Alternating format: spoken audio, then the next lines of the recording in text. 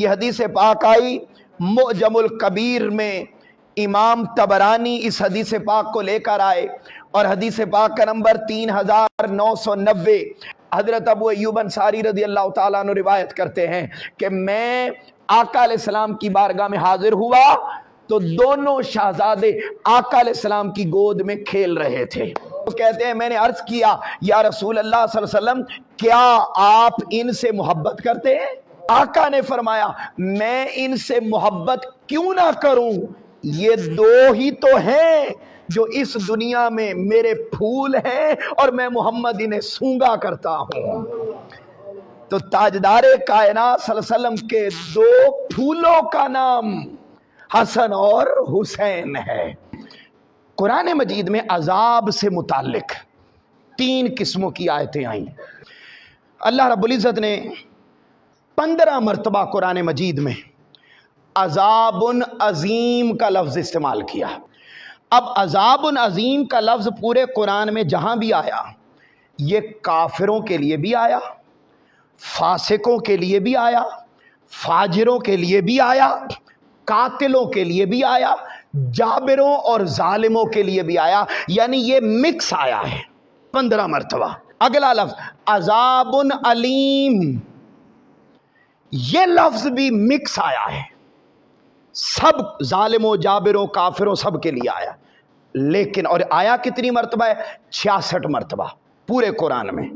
اب اگلی ذرا سنیے گا، آخری لفظ عذاب مہین، بولیے کون سا لفظ؟ عذاب مہین۔ یہ پورے قرآن میں 14 مرتبہ آیا ہے، اور یاد رکھ لیں یہ 14 مرتبہ آیا، یہ ظالموں کے لیے نہیں آیا، فاسقوں کے لیے نہیں آیا، جابروں کے لیے نہیں آیا، قاتلوں کے لیے نہیں آیا۔ عذاب مہینہ یا عذاب مہین پورے قرآن میں 14 مرتبہ آیا، اور 14 مرتبہ کافروں کے لیے آیا۔ اب جو آیت میں نے پڑھی ان الذین یؤذون اللہ ورسولہ لعنہم اللہ فی الدنیا والآخرہ وأعد لہم عذابا مہینا، پتہ چلا کہ بھائی مہینہ کا لفظ پورے قرآن میں جب بھی آیا اللہ رب العزت نے کافروں کے لیے نازل کیا۔ اس آیت کی قرآنی تفسیر سے پتہ چل گیا جس نے رسول پاک کو اذیت دی اس نے اللہ کو اذیت دی، اور جس نے اللہ کو اذیت دی وہ پکا کافر ہو جاتا ہے۔ آج کی بزم اس میں قرآن کا کیا تعلق؟ بھائی اس لیے قرآن کا تعلق ہے کہ حسین پیدا ہو تو قرآن ساتھ، حسین دنیا سے جائے تو قرآن ساتھ، اور حسین حوض کوثر پہ آئے گا تو محمد مصطفیٰ صلی اللہ علیہ وسلم نے فرمایا کہ میری نگاہ نبوت دیکھ رہی ہے حوض کوثر پر بھی قرآن اور میرا حسین اکٹھے آئیں گے۔ قربان جاؤں، تاجدار کائنات صلی اللہ علیہ وسلم نے خود اعلان فرمایا، اے میرے امتیو یاد رکھو جس نے اللہ کی محبت کو پانا ہو اسے پہلے میرے دروازے پر آنا ہوگا، اسے پہلے میری محبت کو اپنانا ہوگا، اور اب جو کوئی میری محبت کو پانا چاہتا ہے من احب الحسین فقد احبنی، یاد رکھ لو جس نے میرے حسین سے محبت کی اس نے مجھ سے محبت کی، ومن احبنی فقد احب اللہ، اور جس نے مجھ سے محبت کی اسے اللہ کی محبت کی نعمت میسر آ جائے گی۔ پھر فرمایا من احب اللہ فقد دخل الجنہ، اور جس نے اللہ سے محبت کر لی اللہ اسے جنت میں داخل فرما دے گا۔ حاضرین محترم، وہ بچہ جو قرآن کے سائے میں پلے بڑے وہ پھر جانے کے بعد نیزے کی نوک پر قرآن کی تلاوت نہیں کرے گا تو اور کیا کرے گا؟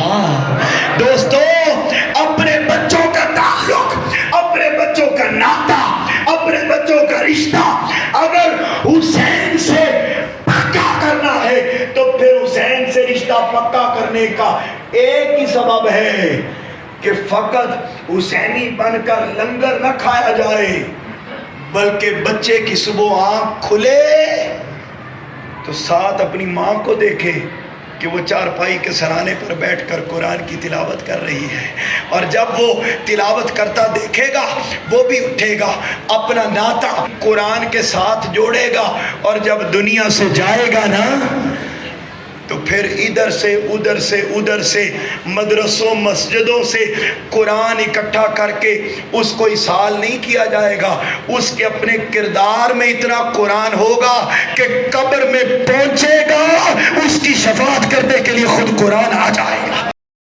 کہ سیدہ زینب سلام اللہ علیہا کی ولادت باسعادت ہوئی، قربان جاؤں، جب آپ کے نام رکھنے کی باری آئی، تاجدار کائنات صلی اللہ علیہ وسلم ان دنوں کسی غزوہ میں تشریف لے گئے تھے۔ حاضرین محترم، تاجدار کائنات صلی اللہ علیہ وسلم واپس تشریف لائے اور آتے ساتھ ہی سیدہ زینب کو تاجدار کائنات کی گود میں عطا فرما دیا گیا۔ آقا علیہ الصلوۃ والسلام نے آپ کو اٹھایا اور اٹھا کر پوچھا کہ کیا نام رکھنا ہے۔ مولا کائنات مولا علی المرتضیٰ نے پوچھا، آقا یا رسول اللہ میں آپ سے سبقت نہیں لے کے جا سکتا تھا، آپ ذرا بیٹی کا نام رکھ دیں۔ تاجدار کائنات نے فرمایا، اے علی، اگر تو مجھ سے آگے نہیں بڑھ سکتا نا نام رکھنے کے معاملے میں، تو میں نام رکھنے کے معاملے میں اللہ سے آگے نہیں بڑھ سکتا۔